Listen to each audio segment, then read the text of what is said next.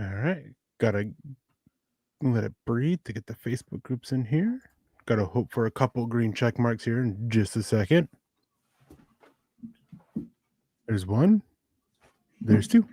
Welcome in, everybody, to another episode of Devalue Divers. I am your host, Erick Trickel, and joining me tonight is Nick Kendell as Lance is out doing stuff with the family. Nick, it was great seeing you last weekend. It was a great show on Wednesday morning. How are you doing on this fine Friday evening where we rarely get to see you anymore?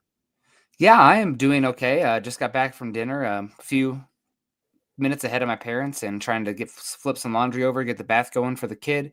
And all of a sudden, I hear my wife running up the stairs saying, "Help! Help! Help!" We had a massive watery stool down the leg, so trying to get all that cleaned up. I'm wearing a different shirt right now, and I look flushed because running around with chaos before that.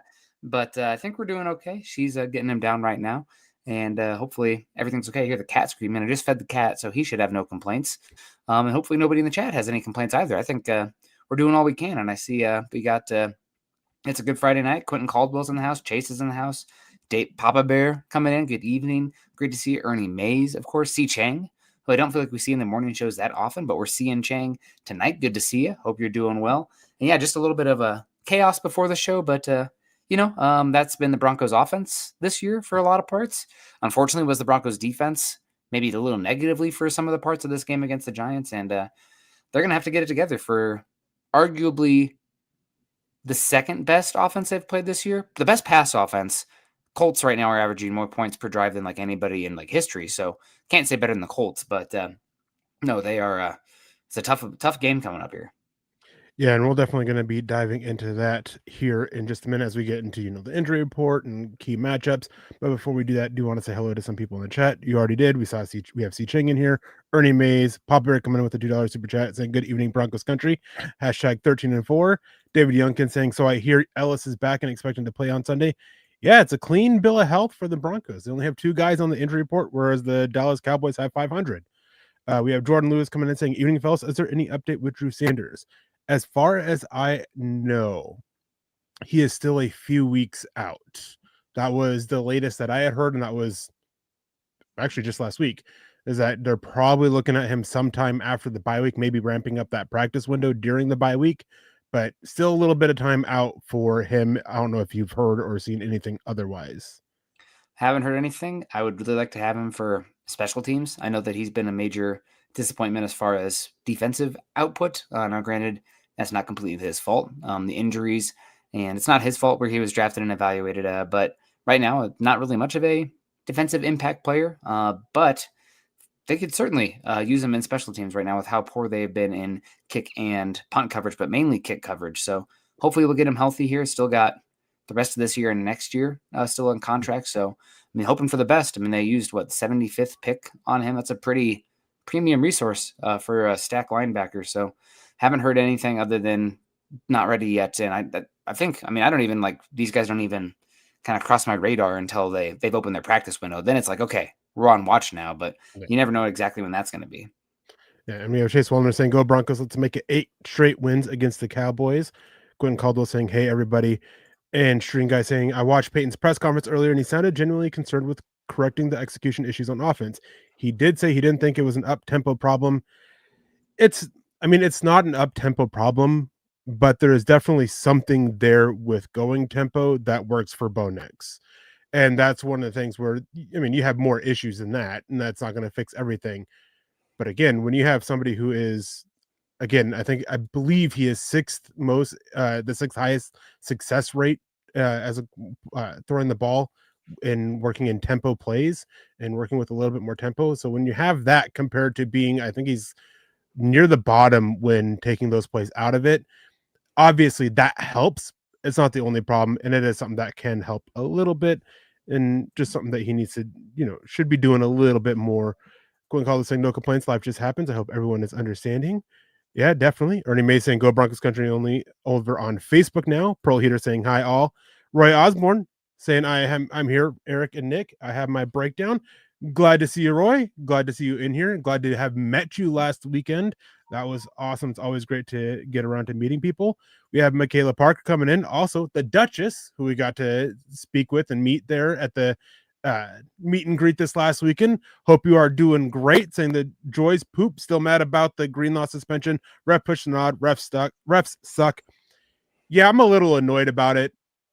And I'm a little bit annoyed too because Justin Strnad got fined for it, for making contact with it. And that's just, it's absolutely outrageous. Like, they're celebrating the win.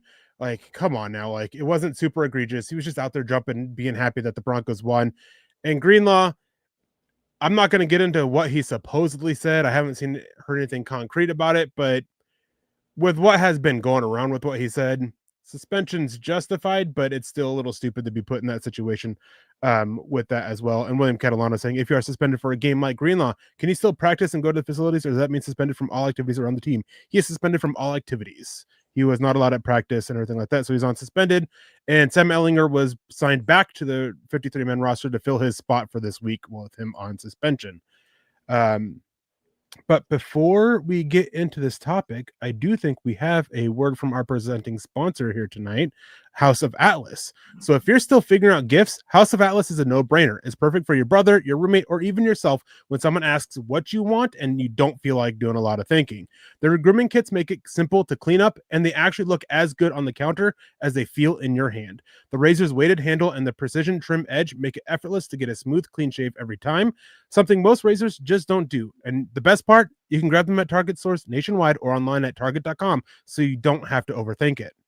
That's right, guys. Atlas is redefining men's grooming with premium tools and products designed to look good, feel good, and actually perform. I love the razor because it feels solid in your hand. It's not flimsy like a disposable razor, and the precision trim edge makes detailing under the nose, sideburns, and edges simple and precise.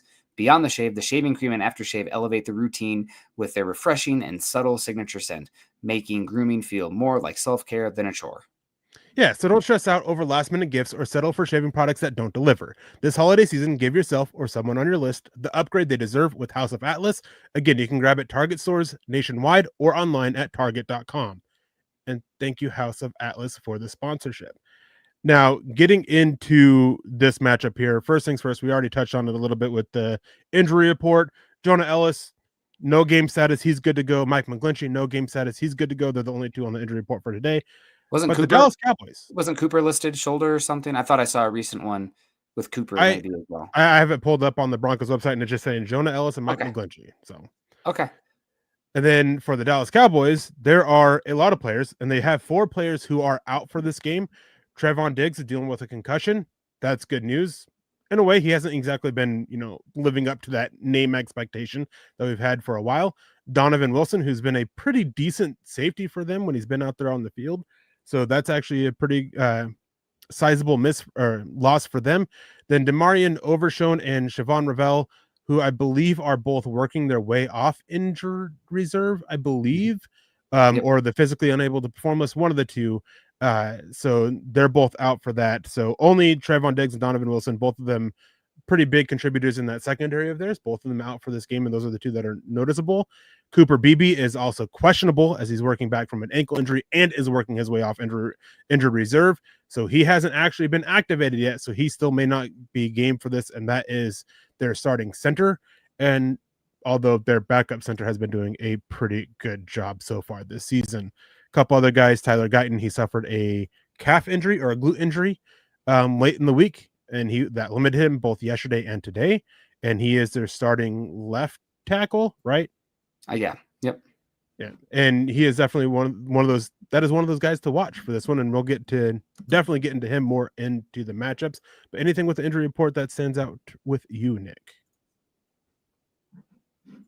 Yeah, they are a little bit beat up on the offensive line, and I know that it's the Dak Prescott show, and everybody's really excited in the NFL at large about CeeDee Lamb and George Pickens. But to me, what makes this offense tick is their run game is setting the table for everything this year. Obviously, Javonte Williams is over there, but they have 3 first-rounders on this offensive line, and they've continuously gone to that well, and they have 2 first-round guards on this line. Tyler Smith is left guard for them out of what's Tulsa? Was he Tulsa? A lot really penalty prone coming out of college, but like you could see, not many players coming out have his power and his grip strength, and that is really showing up front. Maybe never works his way to tackle, but man, he's good. And then much to surprise a lot of people, not a great athlete, but just like a big hulking butt kicker, Tyler Booker, at right guard as well. And because of the run game up front, they've been able to stay out of 3rd and longs, which is pretty much something they've asked Dak to do continuously over the last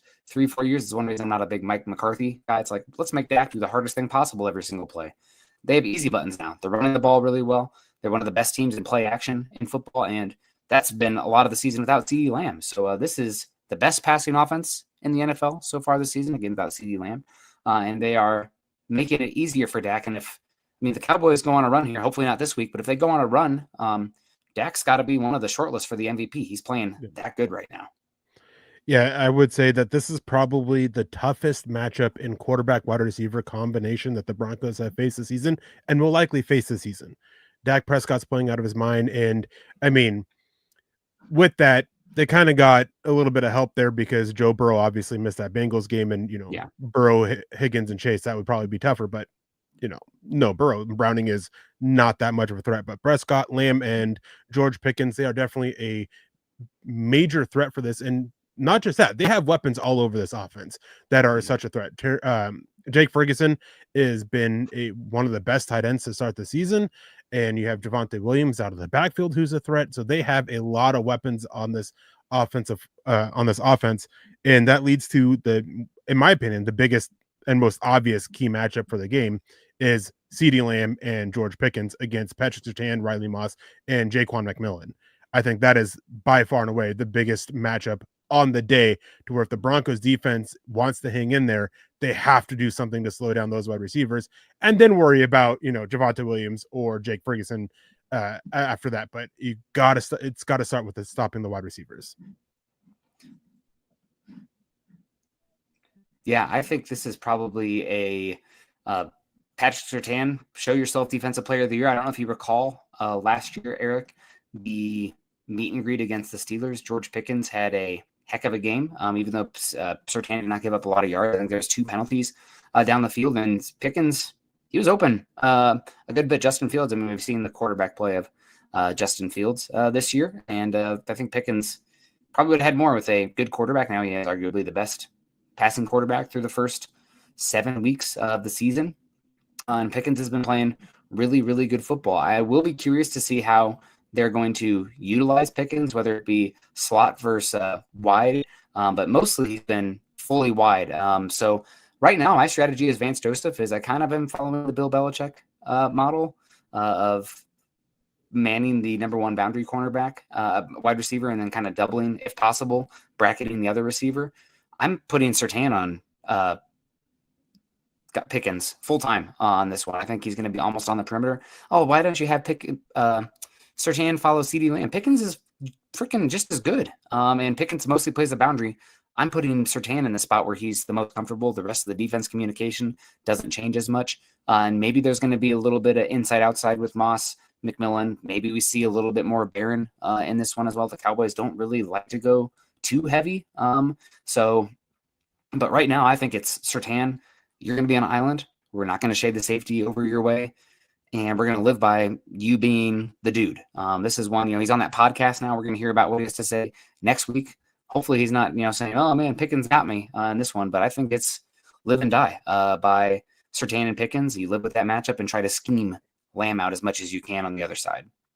Yeah, and this is one where looking at the matchups, and this is not a slight to CeeDee Lamb whatsoever, but I think George Pickens against Riley Moss gives me more nightmares than CeeDee Lamb against Riley Moss, and that is simply because when you look at how Riley Moss has given up those catches this year, it's been issues of attacking the catch point, the lack of length has shown up, and one thing that George Pickens is absolutely excels at is protecting the catch point, keeping defenders from getting in there.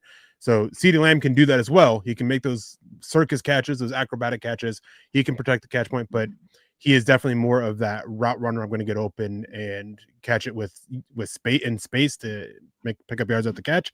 Whereas George Pickens is going to be that box you out and everything. And I like Patrick Surtain against that more than Riley Moss. And it's still very dangerous because CeeDee Lamb is still such a threat at wide receiver that you got to figure something out for it.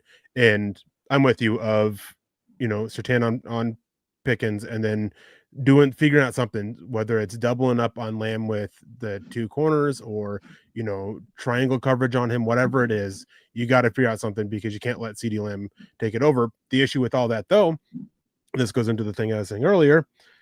There are so many weapons on this offense. You can sit there and you can do all you can to basically sell out to stop CeeDee Lamb and George Pickens. And then you have Jake Ferguson to worry about. And after watching the linebackers and how they handled Daniel Bellinger and Theo Johnson of the Giants, I am very concerned about Jake Ferguson taking over this game, and not necessarily, being the leader in catches or yards, but just being that reliable guy that keeps the chains moving for the Cowboys offense, and then being such a threat in the red zone because, man, there was two or three catches against the Giants where basically they ran the same route with the tight end that just leaked out, and, Alex Singleton got caught looking. And so just a lot of issues there that Jake Ferguson can definitely take advantage of, especially if the Broncos are selling out with the scheme to handle the two wide receivers. Yeah, and right now I think you probably, if I was Dallas, I would be trying to get CeeDee Lamb in the slot a lot. He's been more wide this season, but right now, like EPA per play, just yards per reception, yards per game, it's a harder task. I know this, but Jaquan McMillan has been the worst cornerback of the trios in coverage for the Broncos this season. And that's even with penalties, with Riley Moss on the boundary. So I'm thinking you're going to see a high dose of Lamb on the outside, but they do have some interesting tertiary weapons as well. So I'll be curious to see how they game up to see if they can get CD in the slot more. But Ryan Flournoy is pretty solid out there as well. Jalen Tolbert, a little bit more special teams dynamo, but he can do some things too. So Eric, I know this is going to be we were talking so much about the passing weapons and how good Dak is and everything in this one. But for me, for this Broncos defense, other than turnovers, of course, but key to the game is, I think, stopping the run on the early downs. If you make Dak is really good in the drop back pass game, and they have those weapons. But I said it earlier. I think they're number 2 in EPA per drop back in play action this season. They're getting a lot of their chunk plays, 3rd and short, 2nd and short, after getting good yardage on first down with the ground game. If we can see Denver up front, Talanoa Hufanga, also kind of one of these stopping players, stymie Javonte Williams up front. We see DJ Jones and Malcolm Roach continue their havoc up front and get it to be 3rd and 9 consistently. I think Denver's pass rushers, especially against a dinged up offensive line for the Cowboys, have a chance. But if the Broncos are getting pushback, if it's constantly 2nd and 2, 3rd and 1, the way this Cowboys team is hunting with their perimeter weapons, and you have these schematic advantage of play action as well, I think you're gonna be in trouble. So I think the early down run stops is huge in this game. Yeah, I mean, it's definitely big. You don't want the Cowboys are one of those teams that, especially the closer they get to a first down, the more the threat of their offense comes alive because they just have so many reliable pieces that can go and, pick up 4, 5, 6 yards pretty reliably, especially with Javonte Williams out of the backfield. That's something that we, as Bronco fans, we are very familiar with with him in Denver last year. So obviously stopping the run, it's absolutely important for them to do that. And I think that they have the pieces up front to do it if they can execute. And the biggest issue with the execution comes to the linebackers and how they've handled some of these bigger, more physical running backs hasn't been great. Some missed tackles, some bouncing off those tackles, things like that. Letting them drive their legs forward, continue turning those legs and picking up those extra yards. Those are issues with both these linebackers, Justin Strnad and Alex Singleton. So you got to cut that back, and you got to, as you're saying, you got to pin them back a little bit, especially with the dinged up offensive line, and force them to go for a little bit of these longer shots on 3rd down to pick up the first down.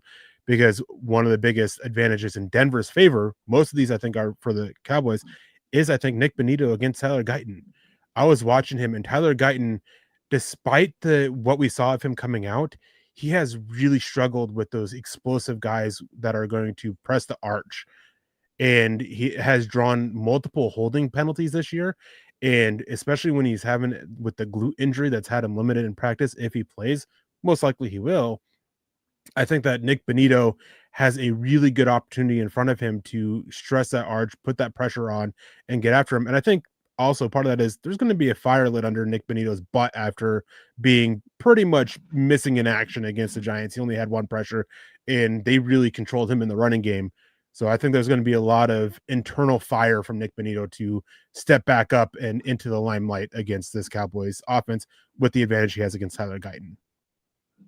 Doug's giving us a hard time just talking a lot about the Cowboys. I don't typically get to do the episodes right before, so obviously I like to do a little bit of work on the opponent, and this Dallas offense is a fun one to watch. So it's a little bit more of a scout's eye on this. Pearl, good to see you. I hope you're doing well. Peter Middleton out in Singapore, our guy. DeAndre says the Broncos offense needs to control the ball and keep the Cowboys off the field.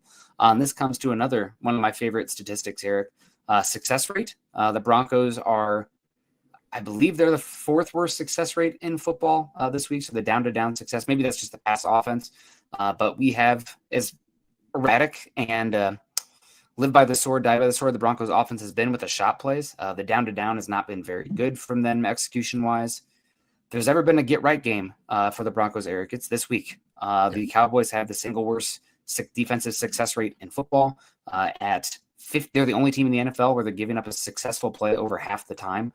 So on first down, it's half the yardage every time besides third and fourth down. They're also dead last and by a lot in rush success rate. So hopefully this is a good game for the Broncos ground game. Maybe we don't. I know everybody's kind of getting upset about the screens. Maybe this is when we can get under center and control tempo a little bit, bully them, push them off the point of attack.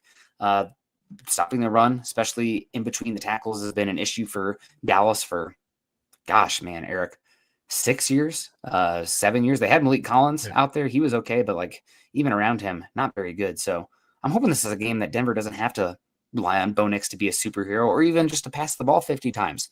Can we get like a 33 dropback game where Denver runs it 40 times? That would make me elated. So if Denver can't run and move the ball consistently against Dallas, I don't know if they're going to do it this season. Finish top half in success rate. So this is as good as Dallas's offense versus Denver's defenses. Dallas's defense, they've been playing better as of late, but Denver should be able to control the ball and run the ball against them. Yeah, you said something that I wrote earlier this week in one of my articles that actually covered this game, is if the Broncos offense can't get things figured out with this, especially in the running game, they're probably not going to this season. This Dallas Cowboys defense is absolutely atrocious. And I mean, this is definitely a game where they should be looking at and to try to correct a lot of issues that they have within this offense. And on top of that, it's a tale of two games. So on one side, the Cowboys offense versus the Broncos defense, you have the unstoppable force against the immovable object. Then on the other side of it, you have the stoppable force against the very movable object with the Broncos offense against the Cowboys defense. This is one where there are as much of advantage that I think that the Cowboys have against the Broncos defense. I think the Broncos have just as many, if not more, against this Cowboys defense. They are running zone 84% of the time. Troy Franklin has absolutely eaten it up against the zone. He's been a little bit quiet over the last few weeks, but they've been facing a lot more man over these last few weeks. Zone, he only has, I can't think of the stats off the top of my head. He only has like 6 catches for right around 50 yards against man coverage this year. The rest is coming in zone. He does a good job of finding that opening for Bo Nix to get the spot of it. And here we are, the Matt Elberfluss zone coverage that's not great. I think this is a good chance for Troy Franklin to, bounce back and start having another good game. Marvin Mims, he's another one of those guys that really lights it up against zone a little bit, finding those soft spots. Evan Ingram, like all these weapons, I think of the Broncos offense, they have an advantage over them, with the exception of whoever ends up against DaRon Bland, who has been probably the only guy in the Cowboys secondary to step up week in, week out, and actually having a pretty solid season. Not a great season, but a pretty solid season to where he's a threat. But Cortland Sutton, he should absolutely be feasting in this one. The running back should be able to get going. And this is one where I'm not saying that he's a bust if he fails, but if RJ Harvey struggles in this game, I would be looking at cutting back his snap count and giving more to either Jaleel McLaughlin or Tyler Bidet, depending on whoever the third active is, because we touched on it with a lot of the other things. This is a defense where a lot of this offense should get things figured out. RJ Harvey should be able to find a lot of success against this defense.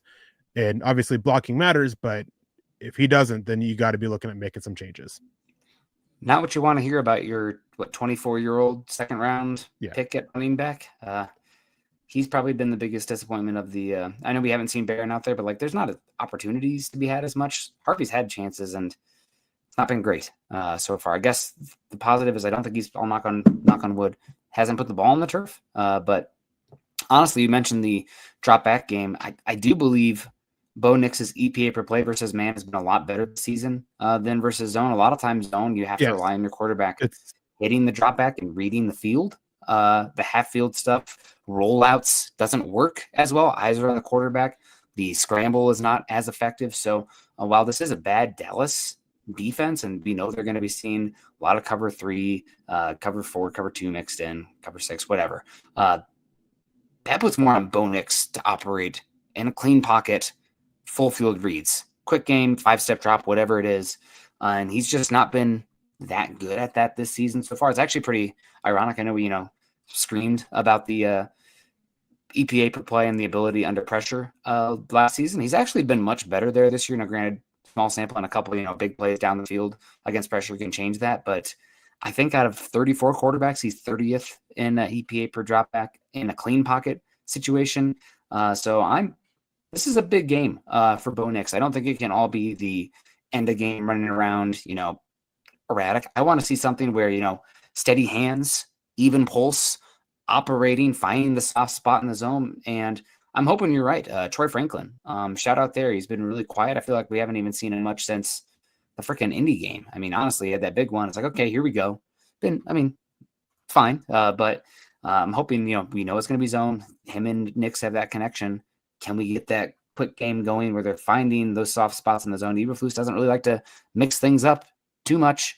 Hopefully this is a Troy Franklin and Bo Nix success rate efficiency game.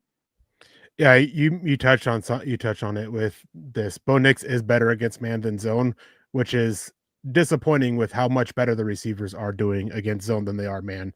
The main carrier for the success against man has been Cortland Sutton. Evan Ingram has played a part in that as well.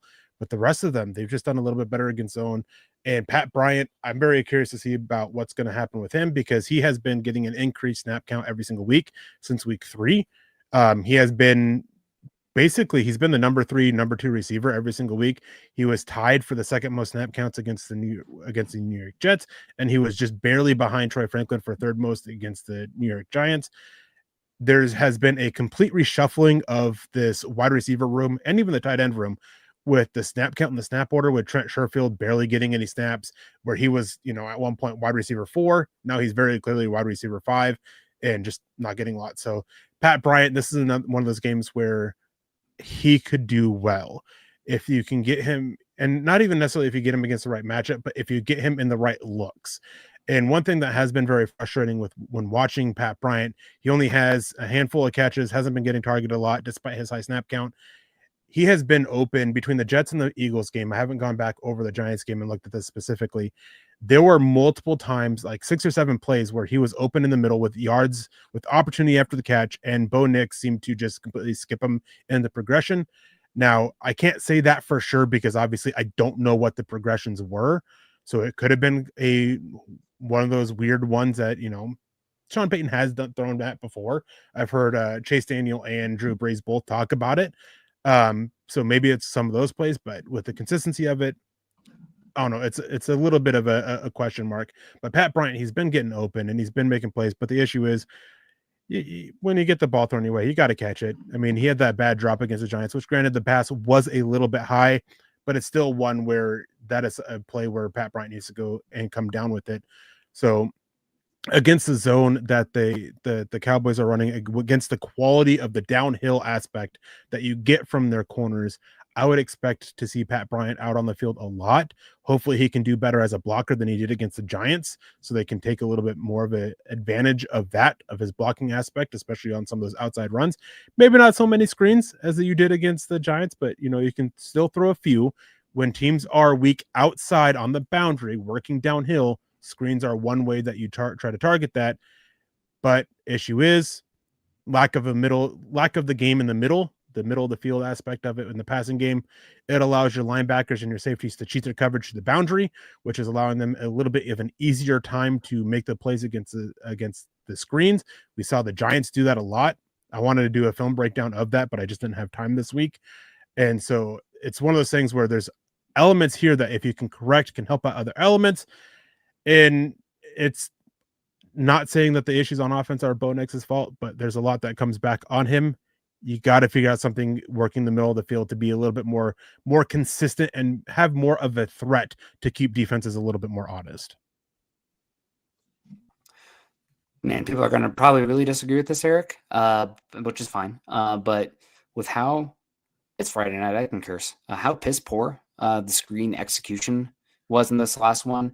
And Sean saying, I think it was Luca Evans, how many screens were there that were good? 2 or 3. He's like, there's more. Go back and check. And also just how horrible the film review had to be for the offense with the screen execution for the sake of pride. And also gut check for Dallas on the perimeter. You mentioned Bland. Bland's having a good year. Horrible tackler. Yes. Horrible tackler. I want to see them prove it on the perimeter that they can tackle. So I know that like the first screen, people, especially the first bad screen, people are going to lose their mind.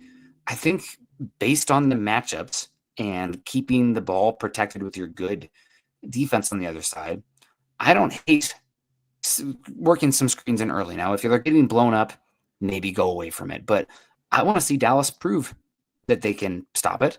And also, I want to challenge my wide receivers, Ingram, everybody on the outside, because they were offensive blocking in the last game. Like, I don't think the play call, I mean, you went to it too much when it wasn't working. Yes. But a lot of the designs and the calls against the coverages, I didn't think were bad. It's just like you have Bowles and I don't know who the receiver was. Troy Franklin couldn't stop Flott on the outside. Like, that's a matchup I'll take every freaking time. Do better. So Dallas can't tackle on the perimeter too. They don't have good team speed on defense. I think it's not a bad strategy. Now, do I want to see 10? No. 5? 6? Sure. Unless you're just pulverizing them on the ground, in which case you don't need to do the screens. Just keep doing that. But I don't think it's a bad strategy in this one. No, and it wasn't a bad strategy against the Giants. I just think they did it too much and too bang, bang, bang. Like screenplays, and I am a known hater of screenplays. I absolutely hate them. Yes, they're a extension of the run game. I still hate screens. But they can be effective in when you are looking at the matchups that you have against teams that work poorly outside on the boundary, working downhill, like the Giants do, like the Cowboys do. Screens are a nice way to counter that. And one thing that you can help with that, Cowboys, maybe they'll cheat their coverage a little bit. And if they do, then look at something over the middle. Like just create a wrinkle off of it. And this is one of the few frustrations that I have with Sean Payton on this season is we saw it in the Titans game. We have that Bo Nix, the Bo Nix sneak, right? We've got that in the Tennessee Titans. They shut that down. I don't think we've seen it ran since. If we have, it's only been like 1, maybe 2 times. Whereas instead of going away from it, maybe just add a wrinkle to it. Maybe, add, the fake sneak toss or something off of it just to keep defenses guessing a little bit, keep defenses honest. So when you're doing these screen games to the boundary and teams are cheating their coverage, then you throw in, that quick slant or something over the middle of the field to make them pay for it and make them try to be a little bit more honest in it. That's something that Sean Payton, that's one of the issues I've had with Sean Payton for many years is he doesn't really add in wrinkles to his plays to keep defenses honest once they start cheating their coverages or cheating their assignments or whatever it is. And with the screen plays against them, as you said, not 10, not 11. They had 11 of them against the Giants. And if you're going to do them, don't do it where it's bam, bam, bam. There was a sequence where there was 4 screens out of 6 plays against the Giants. There is no reason for that, even though the Giants are absolutely awful against screens. Well, they were entering the week anyways. You don't need to run that many that quickly. You still have to do stuff to keep defenses guessing. And it's not like the Broncos, when they're setting up their screens, are disguising it. That's pretty obvious when a screen's coming for them because based on alignment and based on some of the pre-snap movement that they get. Yeah, I don't disagree. Big game for the Broncos offense as well. Dare I say, Eric, an audition game to some extent. The trade deadline is coming up for the Broncos. There's been some rumors that they're potentially looking to add wide receiver as well. And we haven't seen much from Brian as far as target share. Mims has flashed and had some big plays here or there, but a little bit more gadgety, and Franklin as well. I mean, we have 2 more games until the trade deadline. It does seem like wide receiver is the direction they would go if available, just because there's more bountiful ones available. But I mean, you have a guy come up and step up big these next 2 weeks, that conversation probably changes for right or wrong. So do you have any thoughts on that as well, the Denver trade market for wide receiver and these young 3 wide receivers? Do you think we've already gone too far into the season for them to make much of a dent, and Denver would make a move regardless? I think that they're in that point where they're still going to wait and see. And Sean Payton kind of mentioned this. We're still a couple weeks out right now. They think they're good with who they have. George Payton's making calls. Like, he's calling, not necessarily in like serious interest in trading for somebody right now, but just to get the baseline of what's going to cost to get a few people, or if these players are even available. He's calling wide receiver one, or wide receiver is one. Mike Kliss has talked about that. I've heard tight end mentioned. I've heard left guard with Palczewski getting another shot of keeping that job. But part of the reason why I've heard left guard is that they want Palczewski back as that 6th offensive lineman and would rather have somebody else in there starting. So that's one to keep an eye on. But it seems to be those are the 3 areas that they're looking for help, all on the opposite side of the ball. Obviously, whether they make a move or not really depends on how they do in these next 2 games. And the biggest game, I think, more so than this Cowboys game, what does the offense do against the Texans? That is the game that I'm keeping an eye on, because that is a good defense. And if they are showing that they are clearly missing this one piece on this offense that can help them against better defenses, I can see them make a trade after that one. Cowboys game, obviously, I don't think it plays a part in it. I don't think it's a major needle mover in their decision to trade it or not. Unless nobody steps up, right? Yeah. And like, if it's just Cortland Sutton alone, then maybe that does add to it. But we'll see. And you're right. I think the Texans are one of the few teams that have a defense on the level of the Broncos so far this season. Some might even argue they're better. I think DVOA has them number 1 this season, number 2 this season, with Denver all the way down at 8. So we'll see how it all plays out. One thing that's tough about the trades, and I know every time I send you stuff about trades, you come back about it as well. It's hard for the Broncos cap-wise this year. It's pretty hard unless they outright move on from Singleton. Now, you guys in the chat don't get too excited about that. But there's not a lot of moves the Broncos can make to create room. They've kind of are up against it right now as far as that comes. So maybe it would take some clever maneuvering to get that done. I know that there's been some talk. I see Todd talking about the Saints with Olave and Shaheed. I'm not sure if either of those guys are on big contracts yet, but even with how Denver's structured their salary cap, I don't know if they can bring a guy in and then trade him big. Obviously, when you have money and like the Broncos do, like the actual cash, there is a way. But right now, I'm not sure. It feels like the type of receivers the Broncos could bring in with the picks they have and the cap they have wouldn't move the needle that much from the guys they already have in house. Yeah, not to get too into the weeds about the cap situation with it. It is, I mean, you can work around the salary cap when you have cash on hand with signing new deals and all that. So when you're trading, it's a little bit more difficult to do that unless you're trading for these guys and signing them to new deals. The Broncos, they don't have a lot of pieces that they can move away from and create extra cap room. Jaquan McMillan, Jaleel McLaughlin, those are 2 names that have been thrown out. Combined, they're only freeing up about a little over $2 million in salary cap space. With Denver sitting about 5.6 million against the salary cap now, maybe 5.5, somewhere around there. It's helps, but it's not a difference maker for some of these guys that have been going out there. And so Alex Singleton, only thing you can do with him is trade him away. You can't cut him because contract guaranteed. So cutting him, you're still paying him that same money. Trade's the only option now. So there's not a lot that they can do. There's not a lot of, new contracts they can sign, new extensions they can sign because they're in the season. So those contracts won't even take place now. They'll kick in next year. So the wiggle room, once the season starts, the way you can wiggle around the salary cap, it basically becomes non-existent. So the Broncos, they are in a very tough spot for it. And then with Chris Olave and Shaheed, keep an eye on the New York Giants and the New England Patriots for Shaheed in particular, as they're looking for a piece to help stretch the field a little bit. So those are the two ones to watch. I do think Denver's looking at it. One name that has been going around was Tyler Lockett, although I'm not sure how much of a difference maker he is for the Broncos. He asked for his release from the Titans, and the Broncos were looking his way after he was released from the Seahawks prior to joining with the Titans. And from what I understand, the Broncos actually had a contract offer on the table for him that he turned down to join the Titans. Interesting, Eric. Interesting. We do have a comment here from Chase asking, I wonder why Sean hasn't mixed it up. It's strange. I fully expect an offensive guru to be smarter than that. Is he trying to keep some tricks up his sleeve? It's just so hard, Chase, because I know that I, too, am frustrated with the down-to-down execution of the offense and just the offense in general moving the football. But I would say, Eric, 50 to 70% of the Broncos' touchdowns this year have been, maybe 70 is generous, but schemed, open, right? It is Sean Payton with the design to get a free look. And also he's done a pretty good job this year at drawing up shot plays as well. Guys are open. You just got to execute down the field. The issue with the Broncos right now is, again, success rate's an indicator of this, is just the intermediate pass game, the down-to-down execution. It can't always be shot plays to get to those chunks. Right now, Denver's been much better and explosive this year.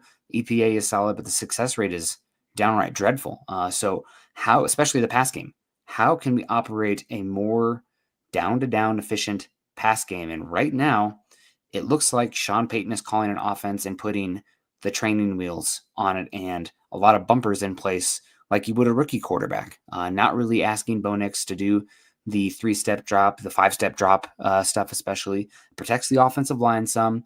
You don't have many true or like route up winners also that you can go to in the pass game. But I mean, people smarter than me talking about it have been like, where's the disconnect here? Because you have Sean Payton talking about how much he likes Bo Nix, but with what I'm seeing with how they're calling the offense and setting up their quarterback, they are insulating him and protecting him to the point where, like, obviously the floor is higher because of that. Like, you're not going to have as many chances for like backbreaking turnovers, but like it's harder to actually function offensively. And then you have the juxtaposition of it, Eric, of what, like, oh, they're kind of loosening it. We have to go for it now. And Bo Nix has played better. Again, I haven't personally seen the offense like change that much in what's been called, but the execution has been better. So it's mind numbing. It's obviously not all Sean Payton. It's obviously not all Bo Nix. I don't really know what the answer is. My go-to is like, man, I wish they could just run the ball better. I said that on Wednesday to you multiple times. Like, I wish they were just, if we had a top 12 offense rushing wise, we wouldn't have to have this conversation as much, I think. But alas, they're pretty middle of the pack. I'm not sure what to make of it. Honestly, go back and watch it. I don't think they're doing anything different other than doing tempo. Maybe that's the key. Maybe it is that simple.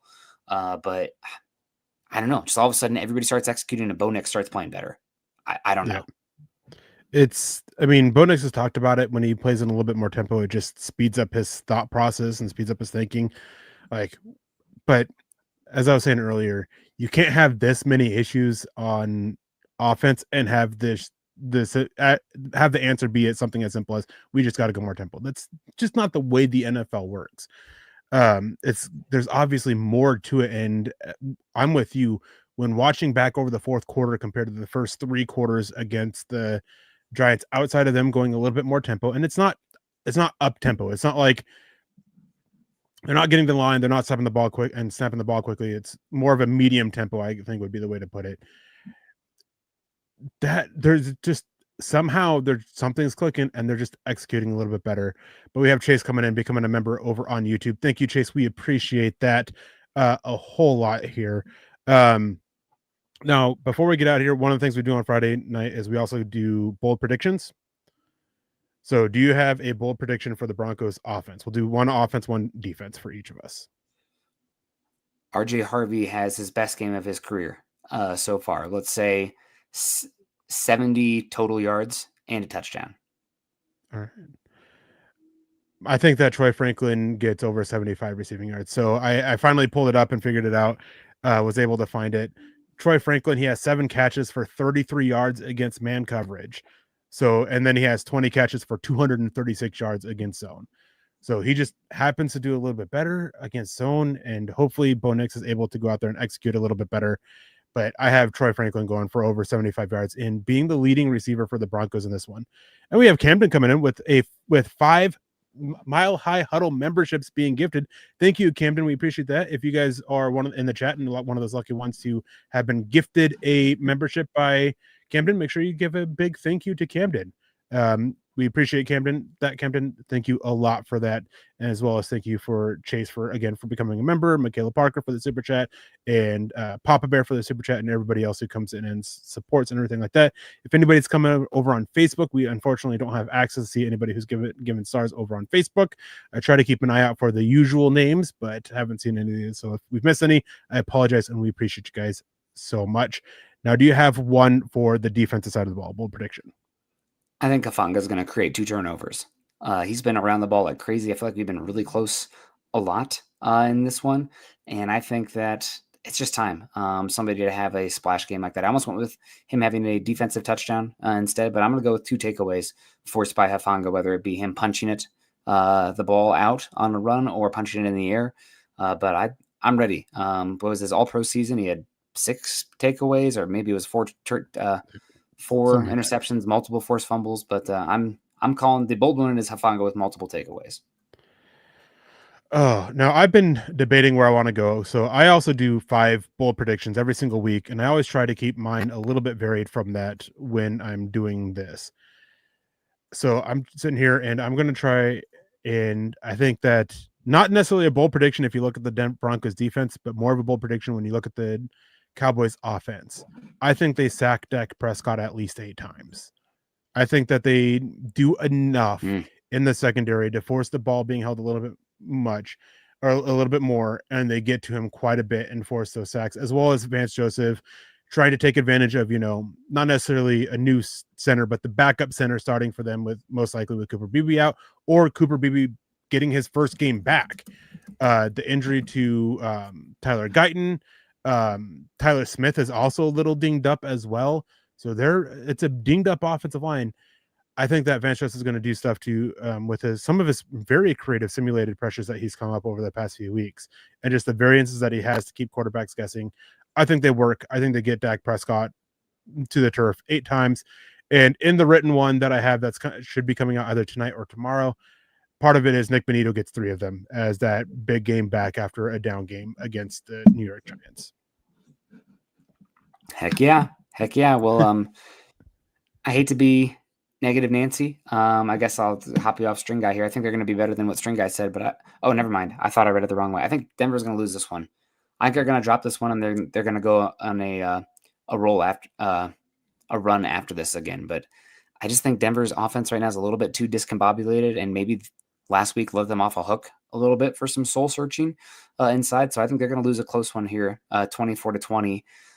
Denver can't diddle around on offense like they have for 10 of the last 12 quarters of football. I mean, 3 games is a huge sample size. So I have Denver losing this one, 24-20, but I'm hoping I'm wrong.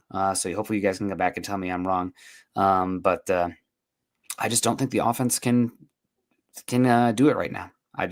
And right now as much as you put up offensive points, the worst defense in football success rate is 50%. It still favors like down to down. I think a bad offense is worse than a bad defense a lot of times. So I don't know. Dak is playing an MVP level.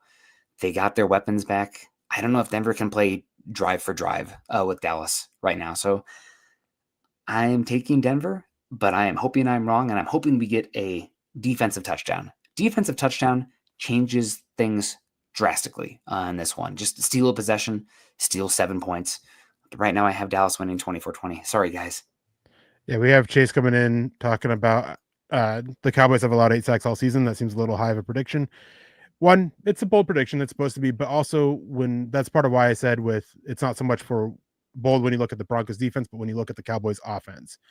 But on that note too, I don't make my bold predictions out of nowhere. I do a lot of stats and stuff and analytic and film review and stuff like that. The Cowboys haven't exactly faced a pass rush anywhere close to Denver's, right? I mean, they've had some pretty mediocre pass rush teams on the docket for them this season.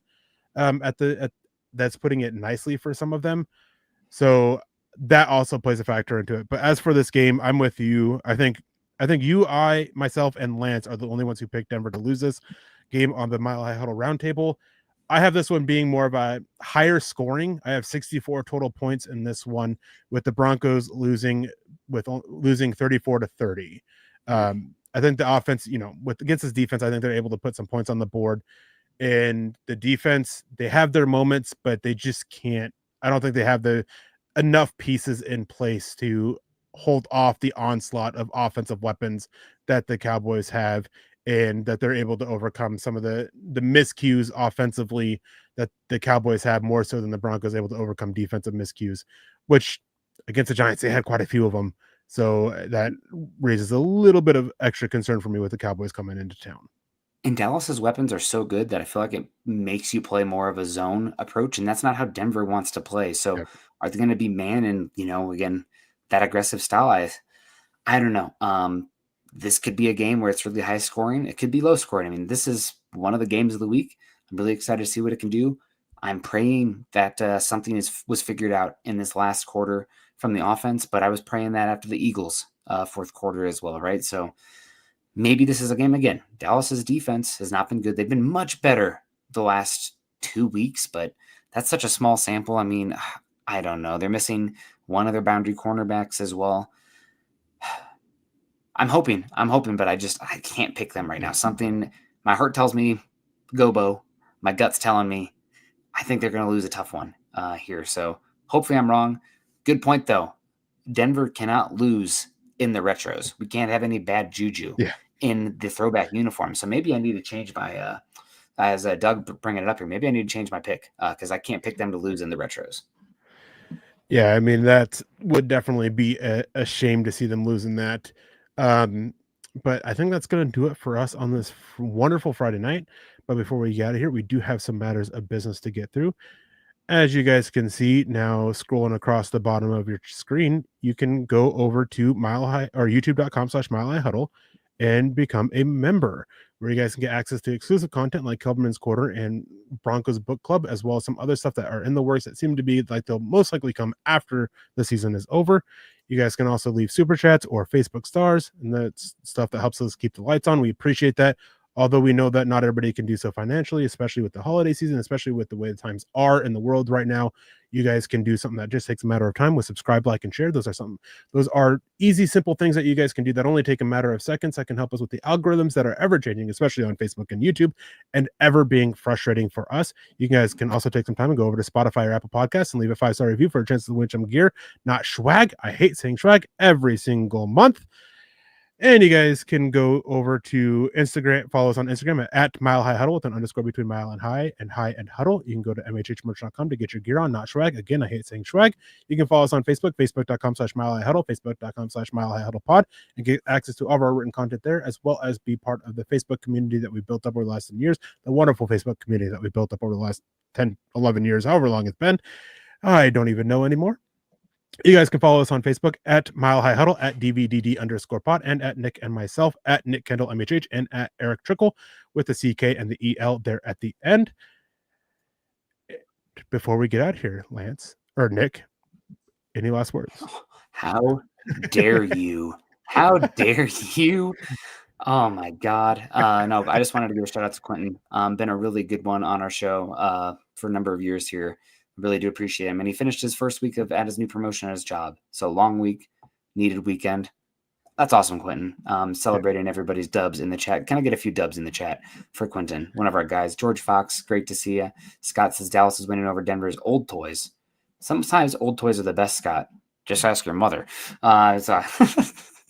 I'm just kidding, Scott. I don't know. This is a Dallas fan in here. I had to give a hard time. I didn't recognize the name. But I appreciate everyone coming in. Todd, of course, William Contalano. Hopefully the Broncos win this one. Appreciate you either way, Scott, coming in here, just giving you a hard time. Had to do it. Fun show. Hopefully my internet held up a bit, Eric, on your end. I can't tell. I'm a little bit of pausing my video here on my end, but the stupid voice continues on. So shout out to everybody. A lot of fun. I better go make sure the kid didn't have a second diarrhea or something. So hopefully that's the only diarrhea this weekend with Iowa playing Minnesota and Dallas playing the Broncos. I don't want to see any more diarrhea on the field. But no, fun time. Happy Friday. I think it's time for an adult beverage. Yep. And just real quick, thank you to Papa Bear, Michaela Parker for the super chats, as well as Chase and Chase coming with a new member and Camden gifting 5 members. Thank you guys so much. We appreciate that. But that is going to have to do it for us. I hope you guys have a wonderful weekend. Stay safe. Don't drink and drive. And as my good friend Nick always says, choose kindness and compassion. And of course, go Broncos.